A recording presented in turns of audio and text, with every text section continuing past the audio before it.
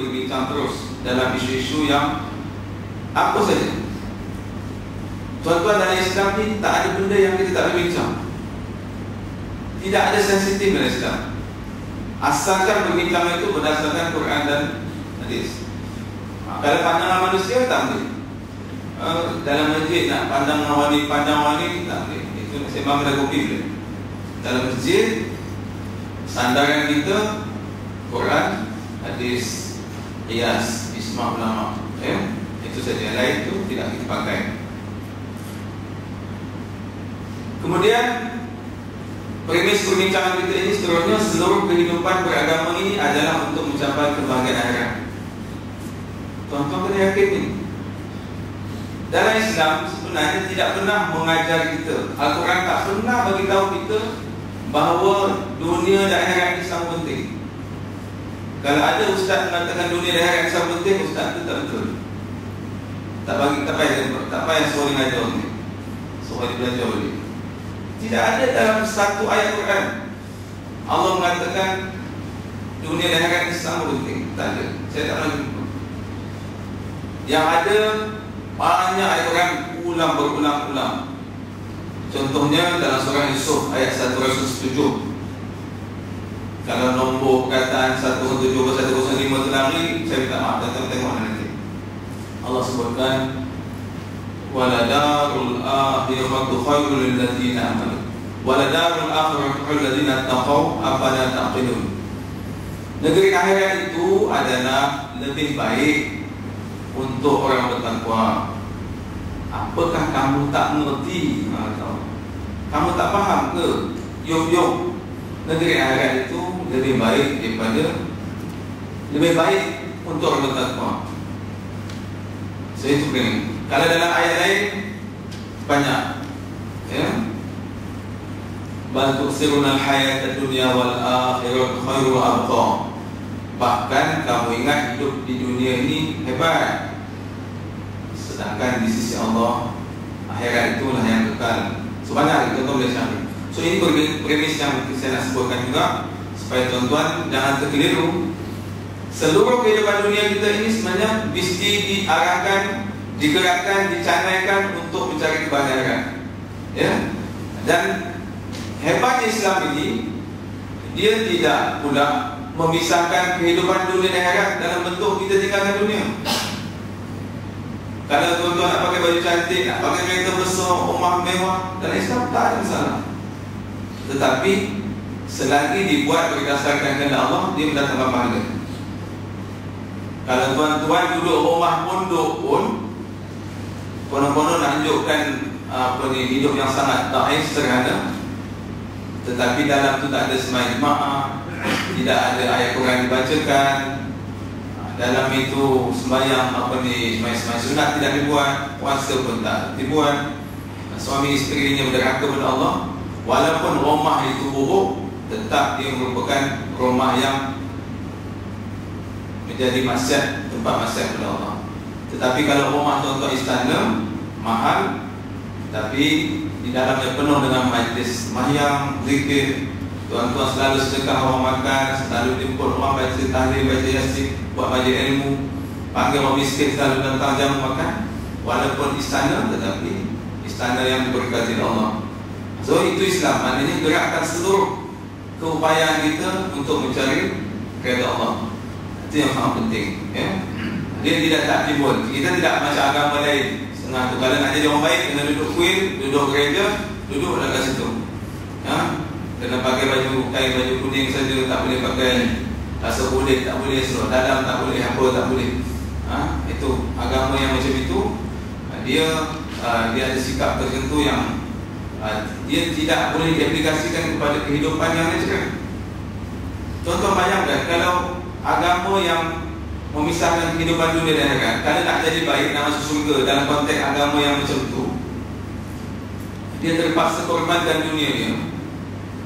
Islam ini sifatnya universal tau. Orang yang buat agama macam ustaz pun boleh nak menikmati dunia. Tak ada siapa yang dihalang untuk menikmati dunia. Maknanya siapa nak masuk surga Allah boleh enjoy dunia ni, tak ada masalah. Tetapi kalau dalam konteks agama yang macam itu, Oh, kalau nak masuk surga kena duduk kuil, tak payah pakai baju mahal, tak boleh pakai kereta, tak boleh kahwin. Bayangkan kalau itu sikapnya, dan sikap ini bersifat universal. Kalau semua orang penganut agama yang macam itu nak masuk surga, semua orang kena tinggalkan dunia. Apa jadi dunia? Tak ada orang mengurus kilang, tak ada orang mengurus lapangan terbang, tak ada orang mengurus ladang. Pasal semua orang nak duduk mencari pahala Allah, pahala yang dia rasakan Tuhan yang nak bagi. Dunia ni habis, tidak makmurlah dunia ni. Dengar ni supaya kita tahu Islam ni begitu hebat. Kemudian tidak ada pemisahan antara urusan pemerintahan dan agama. Seterusnya pemerintahan adalah alat untuk memperkasakan dakwah melalui aktiviti pemerintah yang diteraskan kepada keadilan.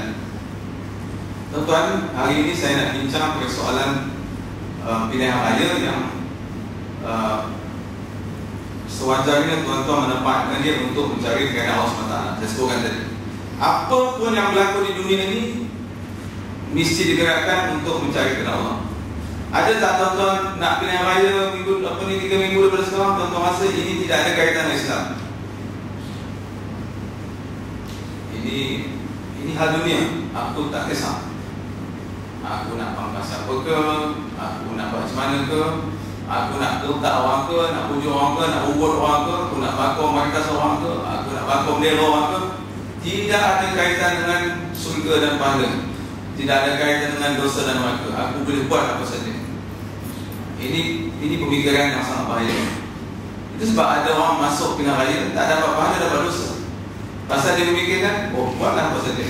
Saya nak mengajak orang yang datang macam ini masuk pilihan raya mendapat pahala yang berganda-ganda kepada Allah. Itu rugilah. 5 tahun sekali tak dapat pahala. Ya? Okey, apa kaitan pilihan raya ini dengan persoalan dosa dan pahala? Ada tak kita merasakan pilihan raya ini perkara yang tidak ada kaitan dengan agama kita? Tentu ada kaitan, kan? Kita sebut tadi persoalan yang sangat mudah. Kalau Allah sebutkan persoalan iman, ya? Dalam satu hadis Allah sebut salah satu cabang iman tu sekecil-kecil kita ambil halangan jalan raya, kan, batu ke batu ke kita buang, itu pun cabang iman. Itu kecil tu. Takkanlah memilih pemimpin lebih kecil daripada membuang batu di jalan raya. Okey. Pilihan raya ini semudah ini kita faham. Dia proses untuk memilih pemimpin. Full stop. Itu je. Bila kita tahu peranan pemimpin, di situ nanti kita akan tahu betapa pentingnya pilihan raya. Tetapi pilihan raya itu satu proses memilih pemimpin, itu je. Dah dapat pemimpin tu 5 hari bulan 5 besok pukul 10 malam, dah tahu dah pemimpin siapa jadi perdana yang akan mengetuai kerajaan Malaysia, siapa yang akan mengetuai kerajaan Perak. Dah tahu kan lebih kurang hati mana. Habis dah pilihan raya. SPR pun diumumkan. Dia tak adalah kata besok 6.5 pilihan raya lagi ke 10.5 besok pilihan raya lagi ke. Tak ada, habis. Dah pilih, habis. So mana pilihan raya tu memilih pemimpin, itu saja. Yang penting nak dipahami adalah apa besar, apa hebatnya pemimpin. Itu yang sangat penting. Kalau itu kita faham, kita akan tahu pilihan raya ini sangat penting. Tuan-tuan puan, kalau tuan-tuan baca surah Al-Isra ayat 71, ayat yang bermula dengan Subhanalladzi asra bi'abdihi, surah Al-Isra, Allah menyatakan dalam surah ayat 71 ini, A'udzubillahi minasyaitonir rajim. Yauma nad'u kulla unasin bi imamihim faman utiya kitabahu bi yaminihi fa ulaika yaqra'una kitabahum wa la yuzlamuna fatila wa man kana fi hadhihi a'ma fa huwa fil akhirati a'ma wa adallu sabila. Ayat 71 dan 72. Maksudnya, ingatlah pada hari setiap manusia ini diseru dengan nama pemimpinnya. Maknanya di akhirat nanti pada mahsyar, manusia ini diseru oleh malaikat dengan pemimpin-pemimpin. Sesiapa yang diberikan kitab di tangan kanannya, maka mereka itu bergembira membaca kitab itu, dan mereka tidak akan dikurangkan pahalanya walaupun sedikit, kata Allah. Dan sebaliknya, siapa yang berada di dunia ini dalam keadaan buta mata hatinya, maka dia juga buta di akhirat dan lebih sesat lagi di akhirat. Habis. Okey tuan-tuan, adakah ini tidak cukup sebagai bukti ayat ini? Apabila Allah kata, kamu ingat di hari akhirat nanti, di padang mahsyar nanti, manusia ini akan dipanggil oleh Allah mengikut pemimpinnya. Adakah tuan-tuan merasakan tidak cukup kuat ayat ini? Bahawa persoalan kepimpinan adalah persoalan yang menentukan nasib kita di akhirat nanti. Nak bukti apa lagi? Okey, saya bagi bukti kedua. Satu ayat Quran. Tak betul ke? Sebenarnya tak boleh. Orang beriman satu ayat Quran, satu ayat, satu perkataan Quran pun tak boleh dinafikan. Tak apa, saya bagi satu ayat Quran. Mungkin rasa, nak bukti yang lebih kuat. Aku nak kuatkan lagi bukti. Nanti aku nak saya mahu, aku nak cari bukti kedua. Saya bacakan bukti kedua. Bukti kedua ini adalah ayat Quran yang menceritakan manusia yang sudah masuk neraka, dan dalam neraka ini mereka berdialog dengan Allah, minta tawar-menawar dengan Allah, bagi dengan Allah, nak minta dikurangkan siksaan. Nak jack, kata orang kita nak jack Allah. Orang kata nak gosok-gosok lah, nak ampu. Moga-moga ampu Allah ni lepas pun keluar maka ataupun panasnya daripada 100,000 Celsius turun kepada 1 Celsius, 100 Celsius, macam itulah. Okey, Allah nyatakan dalam Quran, A'udzu billahi minasyaitonir rajim. Yauma tuqallabu wujuhuhum fin nari yaquluna ya laitana ata'na Allah wa ata'na rasulah wa qalu rabbana inna ata'na sadatana wa kubara'ana fa adalluna as-sabila. Surah An-Nazm ayat 66-67. Pada masa mereka ini, muka mereka itu dibalik-balikkan dalam neraka. Maknanya ini dah diseksa dalam neraka. Mereka berkata, alangkah baiknya kalau kami dahulu di dunia taat kepada Allah serta taat kepada Rasul. Menyesal. Dan mereka berkata lagi, wahai Tuhan kami, sesungguhnya kami telah mematuhi kehendak ketua-ketua dan orang besar kami, lalu mereka menyesatkan kami dari jalan yang benar. Kami ini masuk neraka bukan salah kami, pemimpin kami yang bawa kami ke sini. Kami ikut waktu itu, sanu-sanu untuk pemimpin kami kat dunia dulu. Kami ikut. Kami ni tak tahu apa-apa. Bagi ini, bagi itu, sebut ini, bawanya kami naik bas rombongan sana, rombongan sini. Baginya kami duit sana, duit sini. Baginya kami batik, kami macam ni bagi. Kami rasa okey lah tu, baik lah tu. Kami ikut je dia. Kami tak kira lah apa dia nak buat, apa perjuangan dia, kami ikut. So Allah kata dalam ayat yang lain, dalam dialog orang masuk neraka ini dengan Allah, ada lagi bagian lain disebut pada Allah, ya Allah, kerana dia yang menyesatkan kami, pemimpin kami, tolong bagi dia 2 kali lipat, 2 kali ganda siksaan. Oh, dia minta dia menyesatkan kami, dia 2 kali ganda. Kami ni reda lah kena masuk neraka ni, tapi kerana gerak kat dia tu, bagi dia 2 kali ganda. Allah kata serupa je kamu ni, serupa. Pasal kamu tahu dia tak betul, kamu ikut. Okey. Sekadar nak buktikan kepada tuan-tuan, natijah memilih pemimpin sampai ke akhirat, sampai masuk neraka. So, cukup kuat sudah mempunyai bukti yang sangat jelas dalam Quran bahawa memilih pemimpin perkara yang sangat penting. Okey. Berbalik pada persoalan pilihan raya. Adakah pilihan raya ini satu yang syar'i? Kerana sekarang ni ada kumpulan sebahagian orang muda, pensyarah-pensyarah universiti, orang yang terpengaruh dengan satu kumpulan NGO, saya tak nak sebut nama lah, maksudnya contoh tahu, yang mereka ini tak terlibat dalam pilihan raya kerana mereka berujar pilihan raya ini tidak sesuai dengan Islam. Kerana Rasulullah tak pernah buat pilihan raya. Mengapa mandai-mandai kamu nak buat pilihan raya? Kamu ni membuat bid'ah.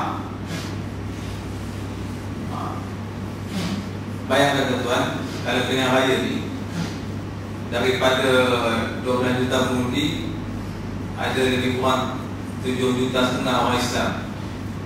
Kalau orang Islam terpengaruh dengan pandangan pilihan raya ni bukan syar'i, tak ada dalam sunnah, kamu buat bid'ah, habis orang Islam itu pengaruh, semua tak nak keluar pilihan raya. Yang menang siapa? Tak ada orang Islam menang kan? Habis. Okey, saya nak sebut. Dia sebagai sunnah-sunnah ini, dia tafsirannya bukan semudah Rasulullah tak buat pilihan raya, maka tak adalah pilihan raya, bid'ah itu. Tentulah dalam Rasulullah tak ada pilihan raya, kerana Rasulullah itu Rasul, Allah yang memilih dia. Tak adalah nak apa tu sampai ke Madinah daripada Mekah, ada poster-poster lah, nak Muhammad ke, nak orang ni ke, nak orang itu ke. Rasulullah selesai, tidak ada pilihan raya kerana dia Rasul. Adakah pilihan raya itu tidak wujud selepas itu? Wujud. Sebaik sahaja Rasulullah wafat, ada perbincangan di kalangan sahabat-sahabat yang sangat kanan. Ada yang nak Abu Bakar, ada nak orang lain, ada 3 cara. Perbincangan disyurakan, akhirnya Abu Bakar terpilih. Itu proses pilihan raya yang sangat awal, ya. Pasal di kalangan sahabat-sahabat ni dah kenal siapa yang hafal Rasulullah, siapa yang tinggi ilmunya, pengorbanannya, ya. So itu yang paling awal. Dan saya sebutkan balik, persoalan memilih pemimpin ini sangat penting, dan ini dibuktikan dalam peristiwa pengkebumian jenazah Rasulullah. Rasulullah tidak dikebumikan, jenazahnya tidak dikebumikan selagi Abu Bakar belum diisytiharkan sebagai khalifah. Tahu kan sejarah itu? Sudah khalifah dilantik, Abu Bakar dah terpilih dan dipilih di kalangan sahabat-sahabat, barulah jenazah Rasulullah dikebumikan. Ini menunjukkan Rasulullah tadi, Rasulullah bukan jasad kita, Rasulullah jasad kekasih Allah tidak dikebumikan. Maknanya memilih pemimpin selepas kewafatan Rasulullah itu perkara yang sangat penting, melebihi kepentingan untuk mengkebumikan Rasulullah. Itu yang menjadi ikutan kepada tradisi yang dibuat oleh kita orang Melayu, raja-raja Melayu kita. Tuan-tuan tengok kan, kita tidak minta lah, mana tahu kan 2-3 bulan ada raja Melayu yang mengangkat kan. Raja Melayu kita ni yang umur 80 tempoh ambil juga kan, yang meninggal ni tak kira umur, tapi kita tak minta ditakdirkan dia wafat. Tuan-tuan tengok je untuk membuktikan apa yang saya sebut, ya. Jenazahnya tidak akan dikebumikan selagi raja muda itu atau tokoh mahkota itu tidak dimasyhurkan sebagai raja, sultan. Betul tak? Barulah dikebumikan. Itu mengikut apa yang Rasulullah sahabat sampaikan. So ini sebagai satu bukti bahawa pilihan raya ini bertepatan dengan Islam dan memilih pemimpin ini sangat penting. Okey, dalam sejarah yang berikutnya, apabila berlaku wafatnya Sayyidina Umar, nak pilih yang ketiga pula antara Osman dan Ali. Antara Osman dan Ali, siapa nak dipilih? Ada satu proses pemilihan yang lebih meluas yang dilakukan pada masa itu, yaitu Sayyidina Abdurrahman Auf, sahabat Rasulullah yang kanan juga. Dia membuat tinjauan di kota Madinah. Dia pergi tanya orang, siapakah antara Osman dan Ali ini yang kamu rasakan lebih sesuai untuk jadi khalifah? Setelah dia buat tinjauan macam tu, macam kita buat opinion polls kan, ya, tinjauan pandangan, akhirnya dia bawa kepada syura perbincangan. Dia mengatakan Osman itu lebih sesuai untuk menjadi khalifah. So itu, so maknanya kita nak beritahu kepada kawan-kawan kita bahawa pilihan raya ini tidak bertentangan Islam, bukan bid'ah, dia sesuatu yang dituntut oleh Islam.